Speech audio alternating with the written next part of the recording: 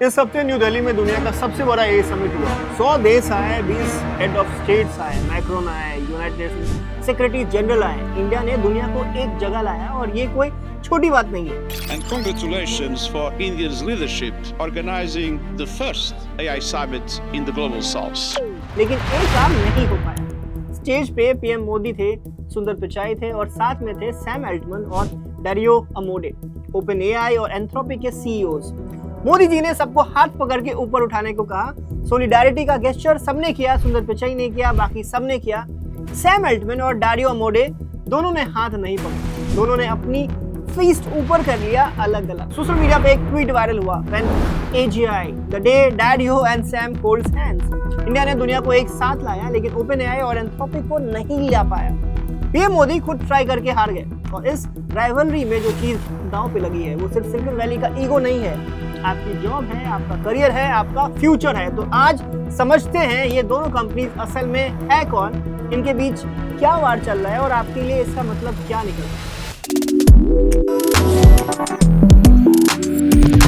शुरुआत करते हैं ओरिजिन से। ओपन एआई 2015 में एक नॉन प्रॉफिट ऑर्गेनाइजेशन के तौर पे बना था।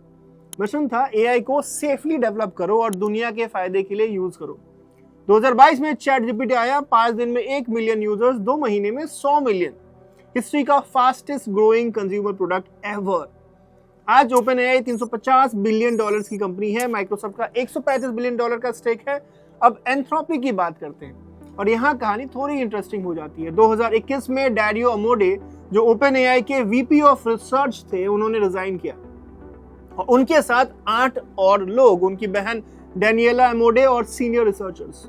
वो इसलिए नहीं गए क्योंकि उन्हें निकाला गया था, वो इसलिए गए क्योंकि उन्हें लगा ओपन एआई सेफ्टी से ज्यादा स्पीड को प्रायोरिटाइज कर रही है। उनका जवाब इसके लिए क्लियर था, व्हिच वाज एंथ्रोपिक। अलग अप्रोच, सेफ्टी पहले। आज एंथ्रोपिक भी $350 बिलियन की कंपनी है। और एक इंटरेस्टिंग चीज जो आपको जाननी चाहिए, नवंबर 2023 में ओपन एआई के बोर्ड ने सैम अल्टमैन को भी फायर कर दिया था। But why? Because he was not consistently candid with the board. और फिर 5 दिन में नियरली 800 एम्प्लॉइज के रिवोल्ट और इन्वेस्टर प्रेशर के बाद वो वापस आ गए। जिस बोर्ड ने निकाला था वही बाहर हो गया। ये एपिसोड एक चीज क्लियरली बता देता है, सेफ्टी वर्सेस स्पीड की टेंशन दोनों कंपनीज के डीएनए में है। और ये टेंशन फरवरी 2026 में दुनिया के मार्केट पे सीधा दिखी। फरवरी 3, 2026 23.6 lakh crore which is $285 billion एक सिंगल ट्रेडिंग डे में मार्केट से इवेपोरेट हो गया। कोई वार नहीं, कोई रिसेशन नहीं, कोई रेट हाइक नहीं, बस एक एंथ्रोपिक ने एक प्रोडक्ट ड्रॉप किया था और इन्वेस्टर्स को समझ आ गया कि बिजनेस का एक पूरा मॉडल खत्म हो सकता है। एग्जैक्टली क्या हुआ वो आगे समझेंगे।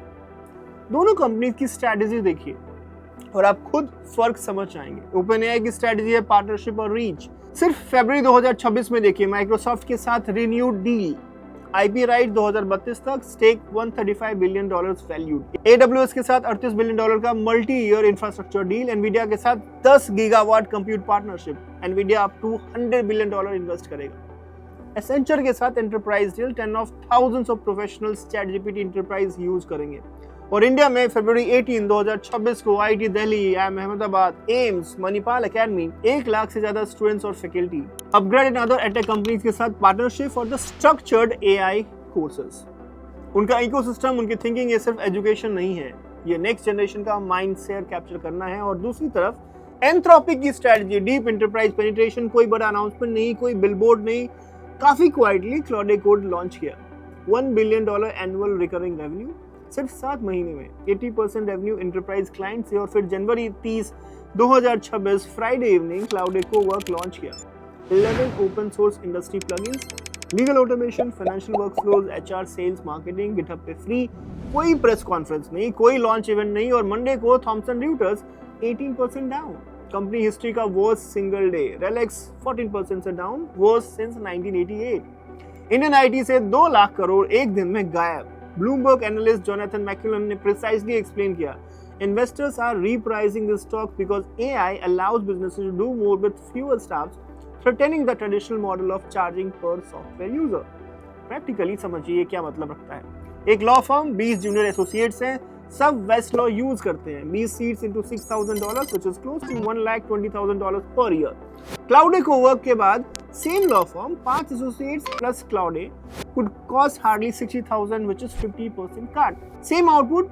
इन्वेस्टर ने ये मैथ्स देखा और समझा कि लीगल सॉफ्टवेयर कंपनीज का रेवेन्यू मॉडल डायरेक्टली थ्रेट में है, इसलिए थॉमसन ड्यूटर्स का स्टॉक एक दिन में 18% से गिर गया। और ये सिर्फ लीगल इंडस्ट्री नहीं, ये पैटर्न हर उस इंडस्ट्री में रिपीट होगा जहां सॉफ्टवेयर पर सीट मॉडल पे चलता है। एक क्विक टेक्निकल कंपैरिजन, ओपनएआई के पास ChatGPT 4o text, image, voice, video एक मॉडल में, O3 reasoning model, complex math और कोडिंग में best. ChatGPT 800 million weekly users, दुनिया का most used AI product, Sora video generation, operator browser automation. वहीं Anthropic के पास है Claude Sonnet 4.5 and Opus 4.5, 200,000 token context video, मतलब 500 पेजेस एक कन्वर्सेशन में प्रोसेस कर सकता है। क्लॉडे को डेवलपर कम्युनिटी में हाईली ट्रस्टेड है। क्लॉडे कोवर्क एजेंटिक एआई सिर्फ आंसर नहीं देता, टास्क ऑटोमेटिकली कंप्लीट करता है। सीधा वर्डिक्ट, ओपनएआई कंज्यूमर रीच में आगे है, एंथ्रोपिक एंटरप्राइज डेप्थ में आगे दिख रहा है अभी। पर यहाँ एक नुआंस है, एंथ्रोपी का 80% B2B रेवेन्यू प्रेडिक्टेबल और स्टिकी होता है, कंज्यूमर मार्केट वोलेटाइल होती है। लॉन्ग टर्म में एंथ्रोपी का मॉडल फाइनेंशियली ज्यादा स्टेबल अभी के लिए दिख रहा है। यहाँ एक इंपॉर्टेंट एंगल है जिसको इग्नोर नहीं कर सकते। डारियो अमोडे एआई इंपैक्ट समिट 2026 में न्यू दिल्ली में उन्होंने कहा एआई इंडिया को 25% एनुअल जीडीपी ग्रोथ दे सकता है। वही डारियो अमोडे मई 2025 CNN इंटरव्यू में AI could wipe out 50% of all entry-level white-collar jobs in the next 1 to 5 years. Entry-level consultants, lawyers, financial professionals, AI models are already quite good at their work. और यहाँ तक कि AI is now writing much of the code at Anthropic itself. दोस्त, ये contradiction नहीं है, ये reality है। ग्रोथ और डिसरप्शन साथ साथ हैं, दोनों सच हैं। दूसरी तरफ OpenAI ने 2024 में अपनी सेफ्टी टीम रिस्ट्रक्चर करी। की safety researchers including cofounder लीवा सुथकेवर resign कर गए और ChatGPT अब एड्स टेस्ट कर रहा है। सेफ्टी फर्स्ट कंपनी ने बिगेस्ट मार्केट डिसरप्शन ट्रिगर की और स्पीड फर्स्ट कंपनी की सेफ्टी लीडरशिप ने डिजाइन कर दिया। जो कंक्लूजन इससे निकलता है वो ये है कि इस रेस में कमर्शियल प्रेशर अल्टीमेटली आइडियोलॉजी से बड़ी होती है, चाहे इंटेंशन कुछ भी हो। अब इंडिया की स्पेसिफिक बात, एआई इंपैक्ट समिट में सैम अल्टमैन ने स्टेज पे एक नंबर शेयर किया। इंडिया में 10 करोड़ लोग हर हफ्ते ChatGPT यूज करते हैं। अमेरिका के बाद दुनिया का दूसरा सबसे बड़ा मार्केट, ये इंप्रेसिव है। और एक चीज भी बताना है कि हम एक मैसिव कंज्यूमर मार्केट है। क्रिएटर होने का सफर अभी शुरू हो रहा है और कंज्यूमर होने की एक कॉस्ट है। फरवरी 4 को Nifty IT index went down by 5.87%। Covid crash के बाद वो single day fail, TCS Infosys दोनों 7% से ज्यादा नीचे गए और 2 लाख करोड़ एक दिन में इंडियन स्टॉक से गायब। इंडियन आईटी का model human build hours directly इस डिस्ट्रप्शन से इफेक्ट हो रहा है। पहले क्लाइंट को 10 डेवलपर चाहिए जिसका कॉस्ट कुल मिला के $3 लाख के आसपास होता था पर ईयर। अब वही 2 supervisor plus Claude Cowork can reduce the cost to $80,000 per year. Same output 5 million से ज्यादा डायरेक्ट आईटी जॉब्स इंडिया में है जो कि इससे इंपैक्ट होंगे। ये एक रियल चैलेंज है और एक रियल अपॉर्चुनिटी भी। जो लोग इस ट्रांजिशन को समझेंगे और अडॉप्ट करेंगे उनके लिए विंडो ओपन हो रही है। और एक बैलेंस पॉइंट भी जरूरी है। जनवरी 2025 में डीप सीक पैनिक आया, एनवीडिया ने $600 बिलियन एक दिन में लूज किया। आज एनवीडिया रिकवर हो चुका है, पहले से ऊपर है। मार्केट्स एआई न्यूज पे ओवर रिएक्ट करते हैं, ये पैटर्न एस्टेब्लिश्ड है, पर इस बार एक स्ट्रक्चरल डिफरेंस है। डीप सीक्स हार्डवेयर एफिशिएंसी का टेम्पोररी थ्रेट था, but cloud Cowork business model disruption है जो हार्डवेयर अपग्रेड से सॉल्व नहीं होगी। अब सीधा बिजनेस के अंदर जाते हैं क्योंकि यहाँ असली फर्क है दोनों कंपनी। पहले रेवेन्यूज नंबर्स देखते हैं। ओपनएआई $13 बिलियन एनुअल रेवेन्यू करता है, 800 मिलियन वीकली यूजर्स हैं। एंथ्रोपिक 4 से 5 बिलियन एनुअल रेवेन्यू करता है, सिर्फ 18.9 मिलियन मंथली यूजर्स। ओपनएआई 3 गुना बड़ा है रेवेन्यू में। लेकिन एक नंबर और देखिए, ओपनएआई पर यूजर रेवेन्यू इज $25, एंथ्रोपिक पर यूजर रेवेन्यू इज $211, 8 गुना ज्यादा रेवेन्यू पर यूजर। सिर्फ इसलिए क्योंकि एंथ्रोपिक एंटरप्राइज पे फोकस करता है और दोनों का बिजनेस मॉडल फंडामेंटली अलग है। ओपनएआई का 85% रेवेन्यू इंडिविजुअल ChatGPT सब्सक्रिप्शन से आता है जिसको कहते हैं कंज्यूमर मॉडल। एंथ्रोपिक का 85% रेवेन्यू बिजनेस क्लाइंट से आता है, इंटरप्राइज मॉडल। और इंटरप्राइज मार्केट में अभी एंथ्रोपिक आगे निकल चुका है। मेनलो वेंचर्स की रिपोर्ट के मुताबिक एंथ्रोपिक इंटरप्राइज LLM मार्केट में 32% शेयर रखता है और ओपनएआई सिर्फ 25%। रिवर्सल सिर्फ 2 साल में हुआ। 2023 में OpenAI 50% पे था, कोडिंग में तो और भी ड्रामेटिक है। क्लाउड कोड का 54% एंटरप्राइज कोडिंग मार्केट शेयर और OpenAI सिर्फ 21%। बात करें प्रॉफिटेबिलिटी की तो OpenAI 2026 में $17 बिलियन लॉस प्रोजेक्ट कर रहा है। प्रॉफिटेबिलिटी 2030 से पहले नहीं दिख रही।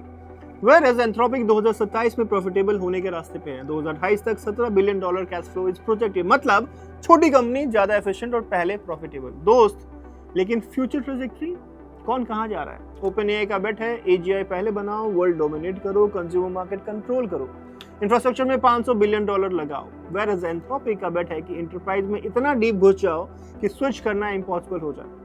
Safety as a product differentiator use करो और पहले प्रॉफिटेबल बनो। एक interesting data point, 79% of Anthropic customers are already OpenAI customers. मतलब ये जीरो सम गेम नहीं है। अभी कंपनीज दोनों यूज कर रही हैं, लेकिन जब कंपनी बजट कट होगा तो एक चॉइस होगी और वो चॉइस एंटरप्राइज में Anthropic के फेवर में जाता दिख रहा है।